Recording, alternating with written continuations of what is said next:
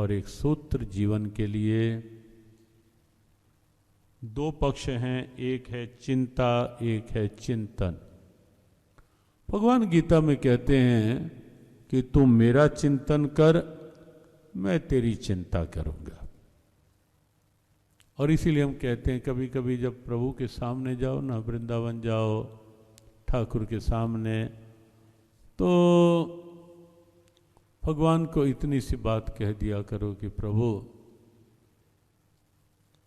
चिंताएं आप ले लो और अपना चिंतन मुझे दे दो, अपनी कृपा मुझे दे दो। भगवान से इतनी सी बात कर लिया करो कि मेरी चिंताएं आप ले लो कृष्ण, और अपना चिंतन अपनी कृपा मुझे दे दो। अर्जुन ने यही किया था। जब अर्जुन ने कहा था कृष्ण लगाम आप संभाल लो, लगाम आपके हवाले, तो उसका अभिप्राय यही था कि अर्जुन ने अपनी सारी चिंता भगवान के अर्पण कर दी थी। और सत्य ये है कि पूरा महाभारत युद्ध इस बात का साक्षी है। महाभारत ग्रंथ के लिए कई बार जब ऐसी बात आती है कि महाभारत ग्रंथ पढ़ना चाहिए, नहीं पढ़ना चाहिए, घर में रखना चाहिए, नहीं रखना चाहिए, बहुत लोग कहने लगते हैं कि कहीं महाभारत ग्रंथ घर में रखेंगे तो महाभारत हो ना जाए। बहुत से लोग ऐसी एक धारणा बना लेते हैं, यद्यपि ऐसा है नहीं। और इतना बृहद 1 लाख श्लोकों का ग्रंथ क्या महर्षि व्यास ने कलह करवाने के लिए लिखा होगा क्या? आप सोचें, बिल्कुल ऐसा नहीं है। महाभारत ग्रंथ कलह करवाने का ग्रंथ नहीं, कलह से बच कैसे पाएं उसकी प्रेरणा का ग्रंथ है महाभारत ग्रंथ। और अगर कहीं कोई संघर्षों का वातावरण बन ही जाए, उसमें कैसे अपने कर्तव्य पथ पर दृढ़ रह पाएं और सफलता के पथ पर आगे बढ़ पाएं, उसकी प्रेरणा का ग्रंथ है महाभारत ग्रंथ। महाभारत ग्रंथ ढेरों घटनाओं का साक्षी है। आप उस ग्रंथ में पाएंगे ढेरों घटनाएं। अभी गीता जयंती का उत्सव था कुरुक्षेत्र में, बड़े उत्साह से उत्सव होता है। पूरा हरियाणा सरकार एक राजकीय उत्सव के रूप में उसे ले रही है। बड़ा स्तुत्य भाव है, योग्यता का भाव तो रहता ही है साथ। लेकिन उसमें जब एक चिंतन गोष्ठी होती है 3 दिन, उसमें बात ऐसी बात चलती है कि कुरुक्षेत्र महाभारत युद्ध का साक्षी रहा। हमने कहा देखो, महाभारत युद्ध का साक्षी ये कुरुक्षेत्र की धरा रही, लेकिन साथ ही साथ कुरुक्षेत्र की धरा उस दिव्यता की भी साक्षी रही कि जहां सृष्टि का मालिक, जिसके हाथ में त्रैलोक्य के लगाम है, वो सृष्टि का मालिक, वो सृष्टि का स्वामी परमात्मा श्री कृष्ण, यहाँ ये धरा उस भाव की भी साक्षी है कि वो परमात्मा श्री कृष्ण यहाँ 18 दिन तक अपने भक्त के प्रेम के वश में होकर के, उसके अनन्य चिंतन के वश में होकर के 18 दिन तक अपने भक्त के रथ के घोड़ों की लगाम इस धरा पर हाँकता हुआ दिखाई दे रहा था परमात्मा। ये धरा उसकी भी साक्षी। और केवल यही नहीं, ये धरा उस दिव्यता की भी साक्षी है कुरुक्षेत्र, कि जहां पूरे विश्व के चिंतक, विचारक, रहस्यकार, थिंकर, स्कॉलर, रिसर्चर आज भी चकित होते हैं, दांतों तले अंगुली दबाने के लिए आज भी विवश होते हैं कि युद्ध के वातावरण में, अशांति के वातावरण में शांति का उद्घोष हो रहा है। यहां कल ये संकेत किया था कि जहां के सैनिक समर भूमि में गाया करते गीता हैं, हम तो आज भी ये गीत गाते हैं। हमारा भारत वो है जहां संघर्षों में भी निराशा नहीं, जहां निराशा में भी निराशा नहीं, निराशा में भी आशा ढूंढ ली जाती है। वो भारत, वो गीता है। और इसीलिए युद्ध के मैदान में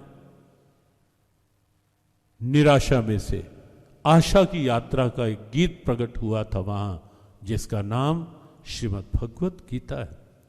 और महाभारत ग्रंथ में आप अनेक भाव ऐसे पाएंगे जहां अर्जुन ने यदि लगाम श्री कृष्ण के हवाले की थी, तो भगवान कृष्ण ने भी अपने उस दायित्व का निर्वहन कितने अपनत्व भाव से किया था, और कितनी ऐसी घटनाएं कि जहां चिंतन अर्जुन के पास था और चिंता भगवान के पास थी। कर्ण के पास अमोघ शक्ति थी, यह निश्चित था कि अमोघ शक्ति कर्ण जिसका भी नाम लेकर यदि छोड़ देगा, उसे भगवान भी बचा नहीं पाएंगे, किसी एक का। कर्ण इस बात को लेकर निश्चित था कि मेरे हाथों अर्जुन बच नहीं पाएगा, क्योंकि अमोघ शक्ति मैं जब भी चलाऊंगा केवल और केवल अर्जुन के लिए चलाऊंगा, और जब अर्जुन के नाम के साथ अमोघ शक्ति चलेगी, भगवान कृष्ण भी अर्जुन को बचा नहीं पाएंगे। और इसीलिए यह निश्चित है कि अर्जुन तो मेरे हाथों से बचेगा नहीं। महाभारत युद्ध से पहले जब कुंती कर्ण के पास आई थी और कर्ण को सारी घटना बता दी पहली बार सच सच कि कर्ण, सत्य ये है कि तू न सूत पुत्र है न राधेय है, तू कौन्तेय है कर्ण, तू कुंती का पुत्र है। सारी घटना बता दी। कर्ण ने विश्वास भी कर लिया, इस कारण से कि कुंती कभी झूठ नहीं कहेगी। एक परंपरा थी उस समय। और पांडव पक्ष आपको बताया कि देवी संपदा का पक्ष है, धर्म का पक्ष है। और यहां जो भी मर्यादाएं, जो भी आचरण, जो भी व्यवहार, वो बिल्कुल धर्म के अनुरूप रहा पांडव पक्ष में।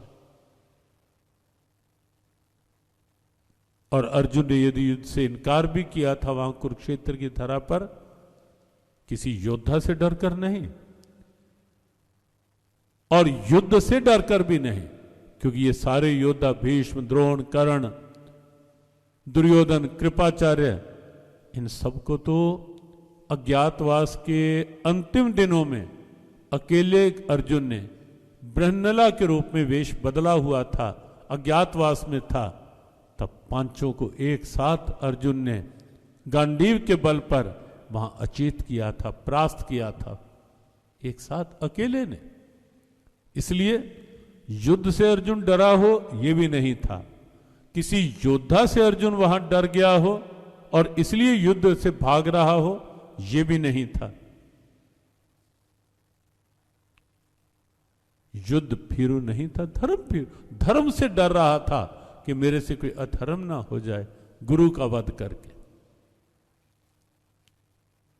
मेरे से अधर्म ना हो जाए कुल के ज्येष्ठ पितामह का वध करके, भले ही वो अधर्म। तो अर्जुन ने यही तो तर्क दिया था ना, गुरु न हत्वा ही महानुभावान श्रेयो भोक्तुम भैक्षमपि ही लोके हत्वार्थ कामास्तु गुरु नियैव भुंज्य भोगान रुधिर प्रदिग्धान।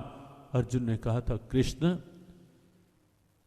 गुरुजनों का वध करने से अच्छा तो मैं यही समझूंगा भिक्षा का पात्र हाथ में लेकर कि मांग कर मैं अन्न खा लूं, मेरे से ये नहीं होगा कृष्ण। धर्म भीरु था, युद्ध भीरु नहीं अर्जुन।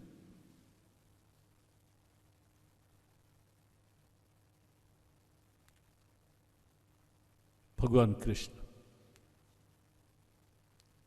जानते थे ये सारा कुछ। हां, वो स्थिति इसलिए बनाई भगवान कृष्ण ने अर्जुन की कि अर्जुन शोकाकुल हुआ, चिंतातुर हुआ, विषाद में आ गया।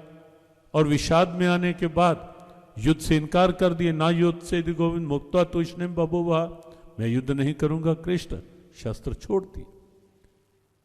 वो भगवान की एक लीला थी। या जैसे किसी नाट्य मंच पर किसी पात्र को अपनी प्रेजेंटेशन, अपनी प्रस्तुति देनी होती है कि ठीक से प्रस्तुति दे, उस समय उस पात्र को भूलना होता है कि मैं कोई अमुक कर्मचारी नहीं, अमुक हलवाई नहीं, अमुक ये नहीं, वो नहीं, मैं इस समय इस भूमिका में, उसके साथ न्याय। तो अर्जुन उस समय उस भूमिका में था और अर्जुन को निभानी थी वो भूमिका, क्योंकि नर और नारायण दोनों थे। नारायण अपनी भूमिका निभा रहे थे मानवीय लीला की, और अर्जुन को वैसी भूमिका निभानी थी ताकि भविष्य की परिस्थितियों को देख करके भगवान कृष्ण को अवसर मिल जाए आने वाले समय में जो ये तनाव, दबाव, अवसाद, टेंशन, स्ट्रेस, डिप्रेशन और फिर कर्तव्य से विमुखता, कहीं प्रमाद कर्तव्य पर हावी हो जाता है, कहीं आसक्ति हावी हो जाती है, कहीं पद की आसक्ति, पद क्यों मिला है उस कर्तव्य से पीछे कर देती है, कहीं धन की आसक्ति धर्म से पीछे कर देती है। गीता इस आसक्ति के त्याग की बात करती और अर्जुन को उस स्थिति में ला करके भगवान कृष्ण ने उस अवस्था पर ला करके अर्जुन के निमित्त से, अर्जुन के माध्यम से भविष्य की मानवता के लिए, भविष्य के विश्व के लिए उपदेश देना था। और उस उपदेश का नाम है भगवत गीता, उस उपदेश का नाम है गीता।